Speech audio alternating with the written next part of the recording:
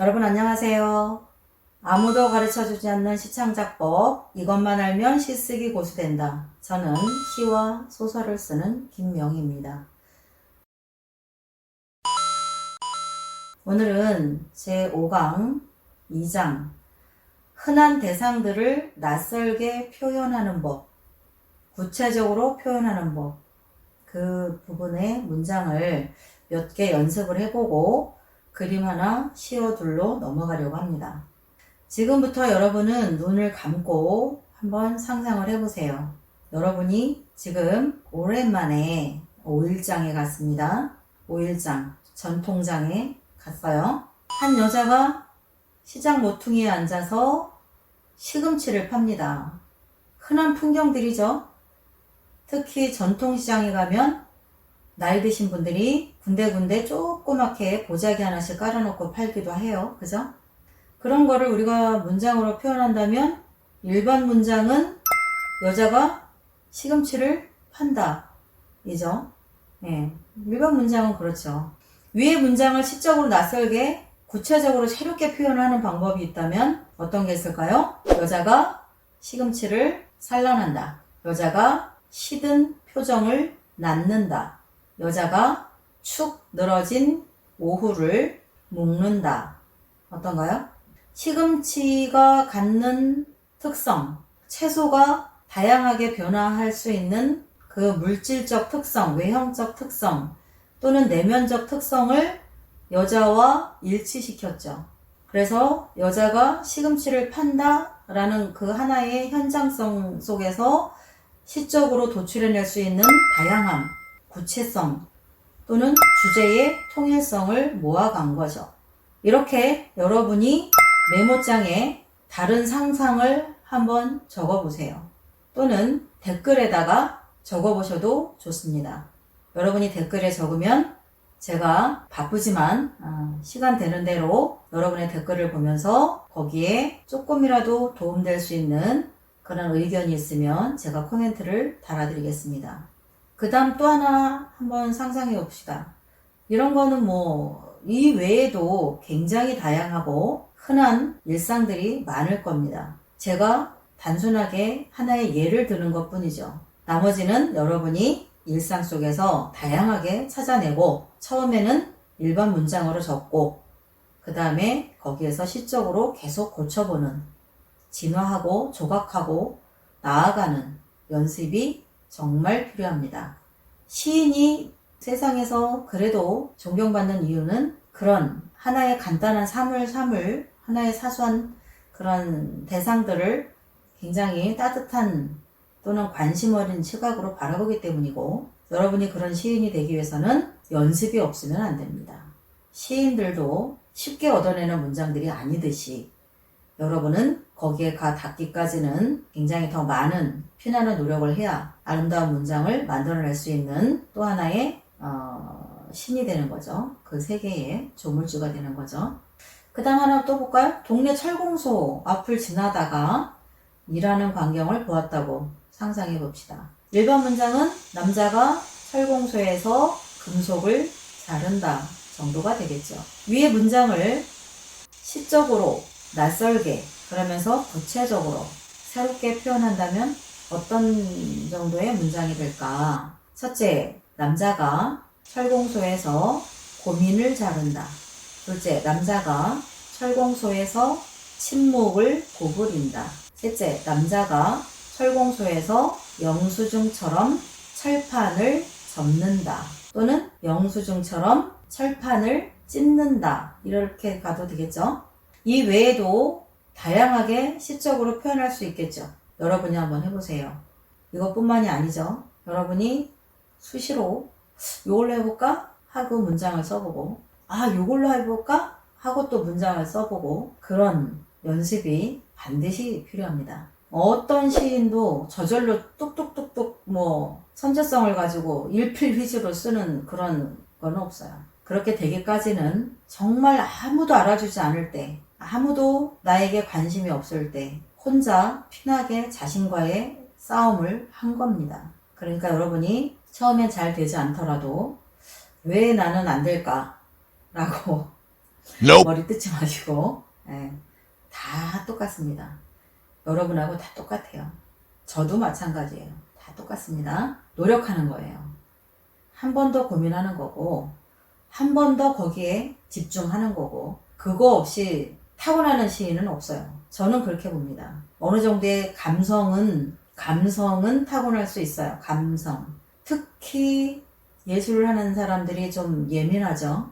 그냥 어떤 것도 가볍고 간단하게 지나치지 않는 면이 있죠.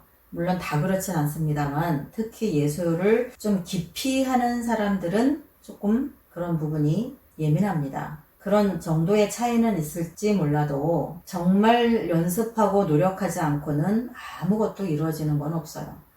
그것의 시인의 길도 마찬가지입니다. 여러분이 저는 잘 안 돼요.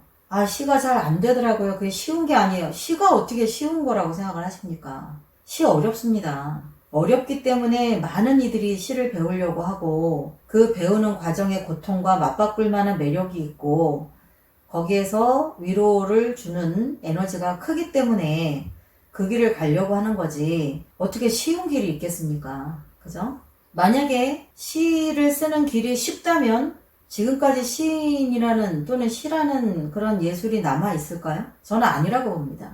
이미 사라졌을 겁니다. 아무것도 아닌 것이니까요. 그런데 지금까지도 계속 시가 진화하면서 사람의 인생을 바꾸고 사람의 영혼을 구원하고 위로하고, 그런 파급력, 언어의 파급력이 있기 때문에 이 언어의 예술이 위대한 거고, 많은 사람들이 거기에 몰입하려고 하는 거 아니겠어요? 쉽게 되지 않는다, 이런 얘기를 저는 좋아하지 않습니다.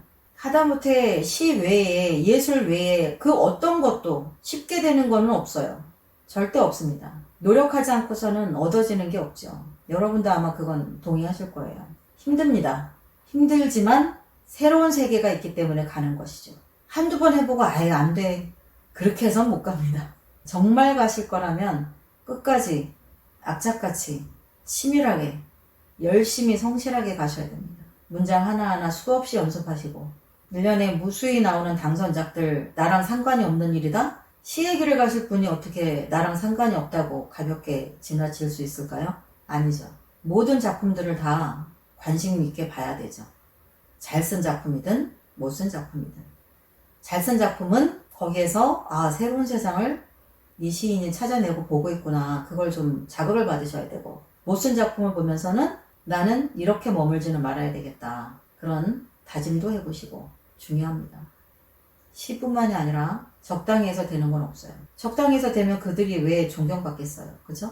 어렵습니다. 어렵지만 한 번 태어난 이상 한 번쯤은 시인이 될 만한 가치가 있다고 저는 봅니다. 제가 지금까지 경험해본 바로. 한번 도전해보세요. 됩니다. 노력하시면 돼요. 노력 안 하시면 안 돼요. 노력하시면 새로운 세계가 보입니다. 아시겠죠? 자, 이제 그림 하나 씌워둘 볼까요? 여기 보세요. 멋지네요. 이게 설악산일까요? 오대산일까요? 단풍이죠? 굉장히 눈부시네요. 정말 예쁩니다. 단풍 든 계곡, 산자락이 있고 골짜기죠. 그 다음에 도토리가 있네요. 도토리도 있고, 밤과 비슷하죠. 밤도 있고 나무 열매도 있고 솔방울도 있고. 예, 여러분은 이 사진을 보면서 어떤 생각이 드나요?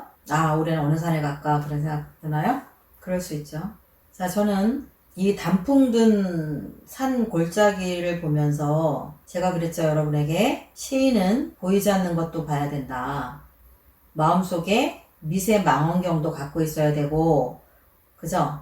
돋보기도 갖고 있어야 되고, 인공위성도 띄울 수 있어야 되고, 나를 또는 대상을 쭉 밀어서도 볼 수 있어야 되고, 쫙 당겨서도 미세하게 볼 수 있어야 된다 그랬잖아요. 그죠? 그래서 저는 이 사진을 보면서 이렇게 썼습니다. 가을 숲은 씨앗들의 대합실이다, 이렇게 썼어요. 왜죠? 상상이 가죠? 가을에 모든 꽃과 나무에는 저마다의 씨앗들이 맺히고 여물고 땅으로 떨구죠. 그죠? 이제 겨울을 맞을 준비들을 하죠.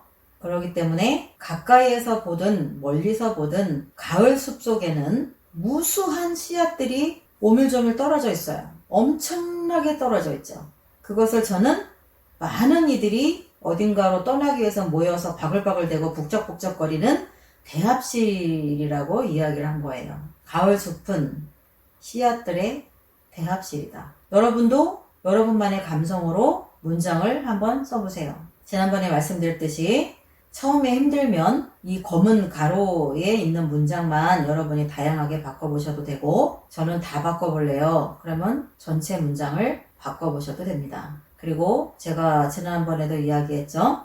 사진에 들어가 있는 것만 보려고 하지 말아라. 사진 속에 들어가지 못한 그 외형의 나머지도 상상을 펼쳐봐라. 그러면서 문장을 써보시라는 겁니다. 아시겠죠? 그 문장을 여러분들이 댓글에다 쓰시는 거 괜찮을 것 같아요. 댓글이 메모장이니까. 그리고 제가 여러분을 코멘트 해드릴 수 있는 정말 좋은, 그죠? 장소가 댓글이죠. 저랑 소통할 수 있잖아요. 실시간. 네, 제가 바빠서 여러분의 댓글을 다 일일이 한 분도 빠짐없이 코멘트 해드리겠습니다. 이렇게는 약속을 못하고, 시간 되는 대로 여러분이 댓글 달린 거 보면서 그 중에 제가 도움이 될 만한 그런 피드백을 드릴 수 있으면 드릴 겁니다. 그러니까 여러분이 댓글에 그 댓글 게시판을 적극 이용해 주시면 도움이 많이 되실 거예요. 아시겠죠? 오늘 5강 2장 저는 여기까지 하겠습니다.